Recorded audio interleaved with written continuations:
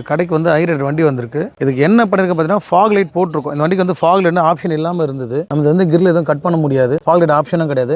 நம்ம என்ன பண்ணிருக்காங்கன்னா fog light வந்து ஃபிட் பண்ணிருக்கோம். ஆசம் பிராண்ட் இருக்கு பார்த்தீங்களா, அந்த லைட் தான் போட்டிருக்கோம். இதுல வந்து ஆசம் பிராண்ட் லைட் போட்டிருக்கோம். இங்க ஒரு லைட் போட்டிருக்கோம், இங்க ஒரு லைட் ஃபிட் பண்ணிருக்கோம். பக்கத்துல பார்த்தீங்கன்னா கிராஸ்ஃபர் லைட்டும் எக்ஸ்ட்ரா செட் பண்ணிருக்கோம். இது கிராஸ்ஃபர் லைட் இதுவும் போட்டிருக்கோம். எதுவுமே நம்ம கிரில் எதுவும் கட் பண்ணல, அப்படிதான் ஃபிட் பண்ணி வச்சிருக்கோம். இது எதுவுமே லைட் உங்களுக்கு வெளியே தெரியாது, ஃபோக்கஸ் மட்டும் வெளியே உங்களுக்கு அடிக்கும். அந்த வெளிச்சம் எப்படி இருக்குன்னு சொல்லிட்டு நான் உங்களுக்கு காமிக்கிறேன். நீங்க அதை பாருங்க, வெளிச்சம் எவ்வளவு தூரம் கவர் ஆகுது. ஆன் பண்ண போனது நம்ம ஆசம் ப்ரொஜெக்டர் போட்டிருக்கோம் இல்லையா, எல்இடி தான் ஆன் பண்ண போறேன். ஆன் பண்ணிட்டேன். அது வெளிச்சம் தான் இது. yellow வித் ஒயிட் கலர்ல எரியும். இது ஒரு மழை டைமுக்கு நம்ம பனி டைமுக்கு போட்டு வண்டி ஓட்டிட்டு போகலாம். ஹில் ஸ்டேஷன் நல்லா தெரியும். ஹெட்லைட் எதுவும் ஆன் பண்ணல, ஆசம் லைட் மட்டும் தான் ஆன் பண்ணிருக்கு.